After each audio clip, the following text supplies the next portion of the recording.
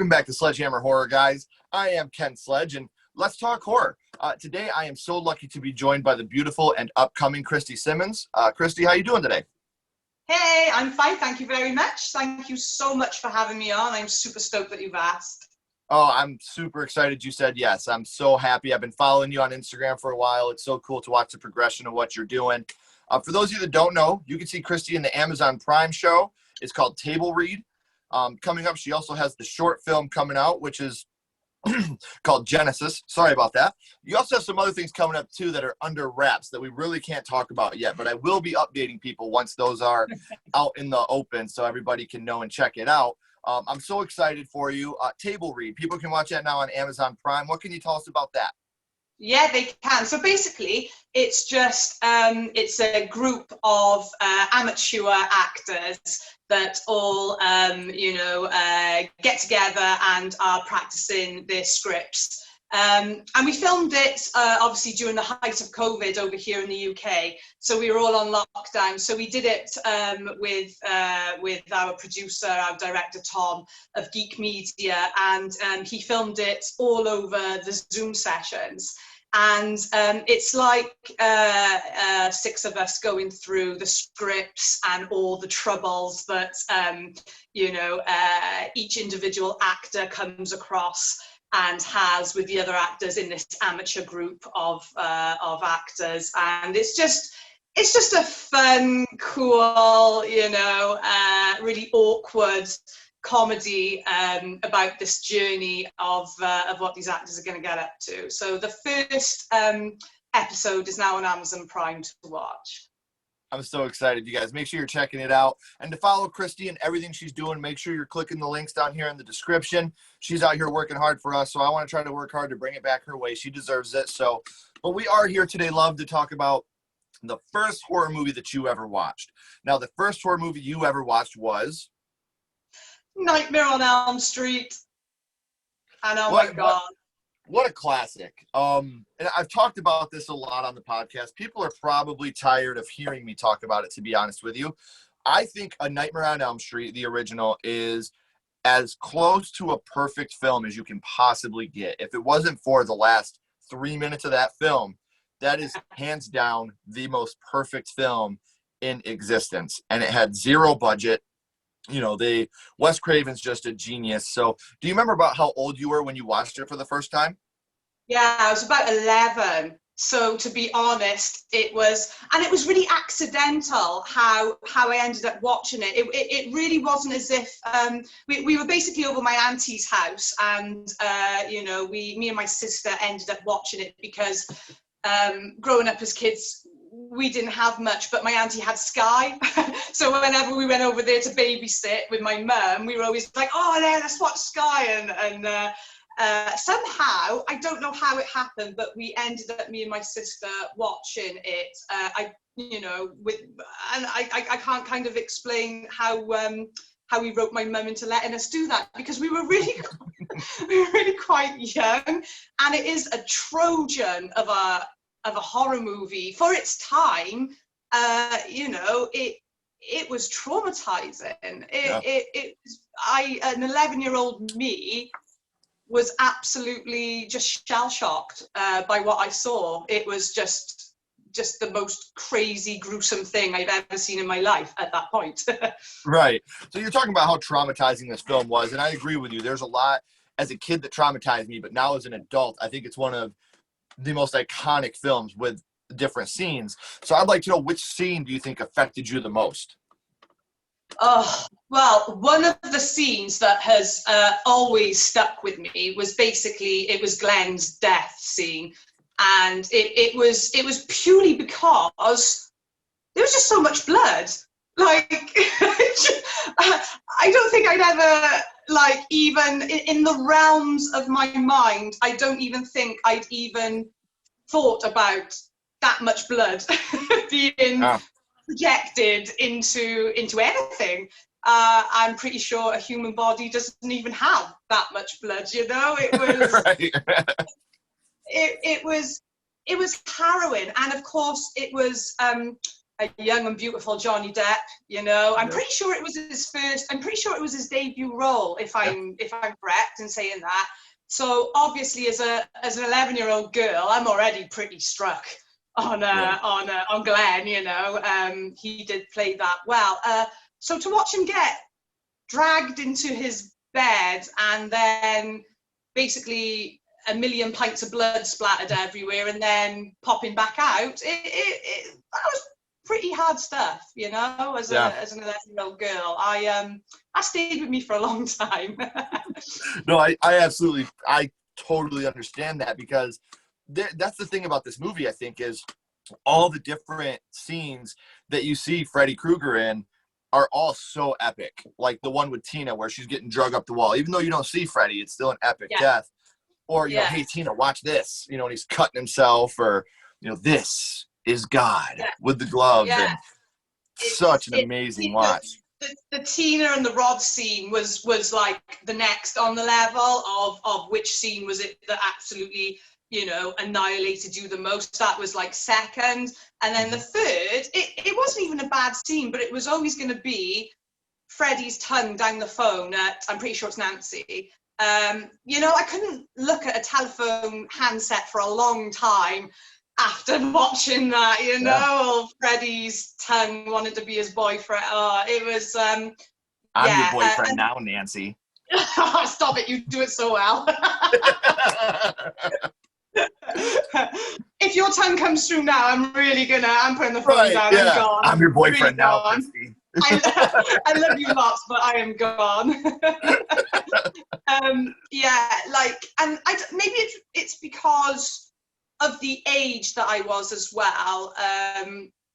Obviously, you know, the tongue and the boyfriend reference, it's obviously quite mature. I mean, the whole thing's mature. It's a bloody 18 for Christ's sake, but you know, it was quite a sexual thing as well. So I think at 11 that really kind of was like, oh my God, Freddie, you monster. If Freddie wasn't a monster already by the tongue thing, he was gonna be, you know.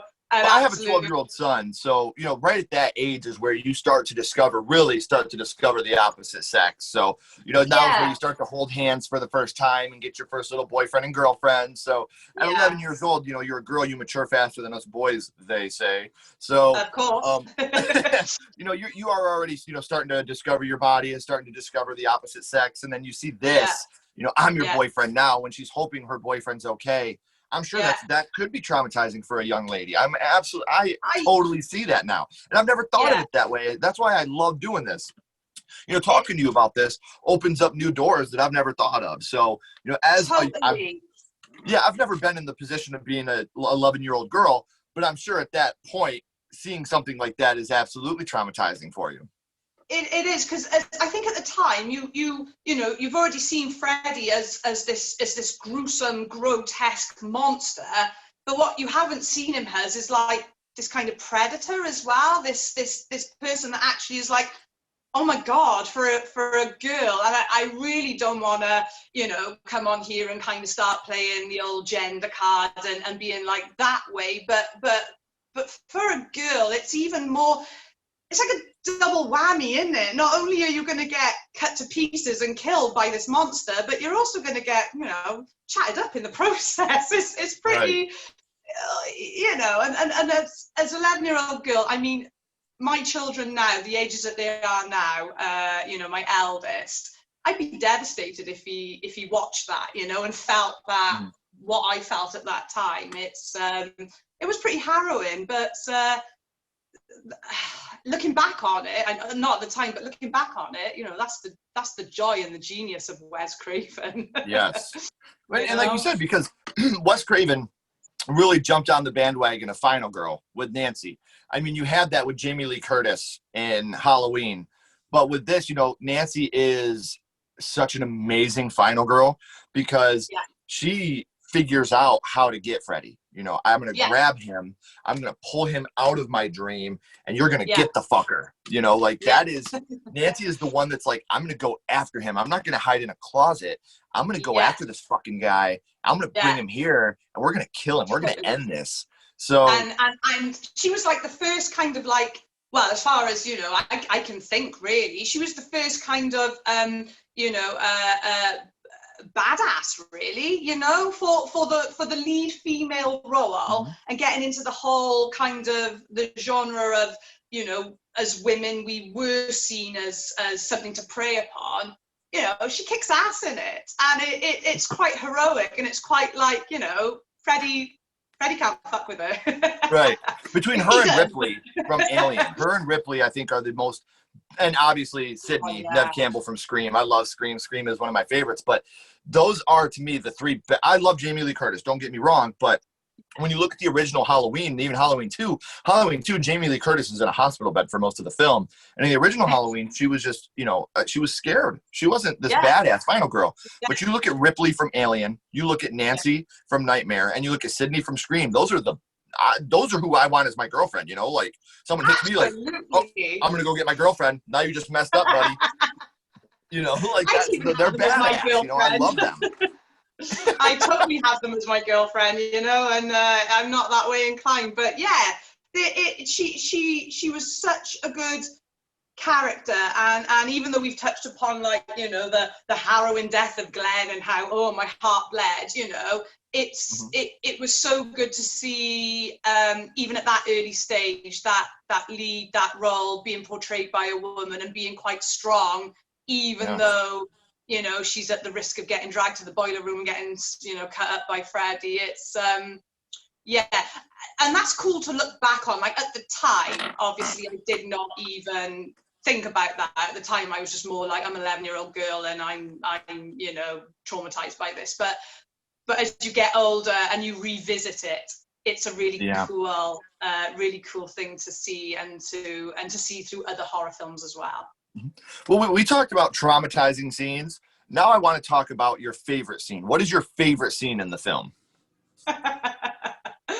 Oh, it's a weird, it has got to be the Tina and Rod. And I think it's because it just sets the whole film. You know, it sets the scene for the film. And also it's my favorite because there was no CGI at that time, you know, and it's if you're asking me, is it my favorite? It's my favorite now rather than when I watched it the first time round. Sure. And I think it's just because, you know, there's no CGI. It's pretty raw, and how they've done it, and how the directors and the producers and everybody has managed to portray it. It's still frightening as shit, you know. Yes, it is. There's nothing but her harrowing screams, and I think it's just, for me, you know, it's sometimes less is more. Like, you know, sometimes when Freddy is in front of you and he's slashing you up and he's doing this and doing that, it's kind of like the monster is there, but it's that part when, you know, Rod is helpless and just you don't even see Freddy. Yeah, exactly. And you know, it's just that what the characters were, you know, feeling at the time, what they went through. You know, imagine just getting dragged up into the ceiling and covered in blood, and you don't even know what's going on. So that's the standout scene for me. I got to be honest. I'm with you. I love that scene. And what I think is they had Wes Craven's New Nightmare, and they kind of redid that scene in the hospital, but you've seen Freddy dragging the girl up the wall and stuff. I love in the original how you don't see him. You know, we look at it from Rod's point of view. So Rod's like, what the fuck? How can I help you if I don't know what's hurting you? Like, I don't know what's happening right now.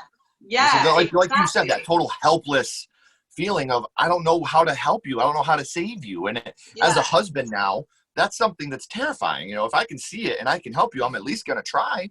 But if I can't see it, how can I help you? Totally. And I'm always a big kind of believer in, you know, it's, for me, what traumatizes me the most with any horror film is what I can't see. Yeah. You know, and I know it's a cliche thing to say, and I know that 100 other guests have said the same thing. It's what you can't see, and it's what your imagination creates that really, you know, when I turn the light off at night and I'm laying in bed, that's when my mind starts doing, you know, the 100 miles per hour thoughts. And if I've seen something, I'm like, okay, I know what it is. I can deal with it. I can process that. It's either scaring me or it's not. But if you don't know what it is, way worse. That's the shit right there. So we talked about your first horror movie, but just like always, I got to go scream on you. What's your favorite scary movie? What is your favorite horror movie in the genre? Oh, right. Now, you probably know me by now, and I can't have a favorite because, you know, everyone has a favorite and I got to be different. I got to have 3 favorites. So I'll touch very lightly on my all-time favorite horror movie. Has to be It. Okay. And, you know, it's Tim Curry. It just does it for me. Not in that sense, you know, not No, in a, I know. you know, you're all right on that. I just seen you almost as Georgie. I know. As if magically, you know, this was preempted. Yeah, it's for me has got to be one of my favorites. And it's because it's the storyline. It really is. It's tapping into, you know, when you are at your most vulnerable as a child and what you can experience and what could be, you know, the most scary manifestation of evil. Oh yeah, it's a fucking clown with a big balloon, you know. And Stephen King, obviously, you know, I can't fault it. Although in the tall grass, I just didn't know what was happening in that movie. Like, I was so confused. I was like, "What's up with this fucking rock?" Like, I didn't know what was going on. Like, I didn't hate it. I'm so glad you feel the same, because literally I tried to watch that the other day and I was like, Stephen, what are you doing? You know, I just couldn't. But obviously, we won't visit that. So, bar in the tall grass, you know, Stephen King, you can't fault his mind. Tim Curry's portrayal, obviously, is just. I could never see anybody else play, you know, play the clown, you know, so effortlessly. And, you know, it was just, it was one of those films that I think it's a nostalgia film for me as well. It does take me back to my youth, and being obviously a lot older than 11 when I started watching it then, when I felt I could revisit the horror movie for a fun, you know, Friday night sleepover with the girls, rites of passage type Sure. fun. You know, it was up there. And yeah, going back to, I just think it, because it just taps into that fear, that vulnerability that you get as a child, and is the, you know, the killer clown, you know, Pennywise it's stuck with me. Every single clown I come across, I'm just like, Pennywise, and I'm gonna either cry or spew, one of the two, you know. That's awesome. So you said you had 2 other favorites too, or? Yeah, I do. Sorry. So the other favorite of mine is Blair Witch. Yeah. And I know it's been a common theme on your podcast, so I am sorry that I can't come at you with anything different, but it basically is because how exciting was it as a film, as a concept. I don't think there was anything filmed. I think it was the first like found footage documentary style film, especially in the horror genre, that we'd seen, if I'm not corrected on that. And even down to the little bits of when they were doing all the publicity for it, you Google it and they put so much effort into making sure that there were websites dedicated to to the curse and the history of the witch and the missing people, and Heather Donahue was actually missing. You know, when you Googled it, it was just exciting. And I think I just think it was a turnaround for filmmakers to kind of use the internet and to use marketing the way that they did. I think the whole actual dynamic of Blair Witch for me, not just the film itself, but just everything that came with it, just absolutely rocked, I thought. I mean, like I said, I think it was the first thing in that. There will never be another film to be able to have that type of promotion because of how widely available the internet is now. We just have it on our phones. You know, it wasn't like that back then. So you didn't know if this was real or fake. And that alone set that film miles ahead of its time because it was so brilliant.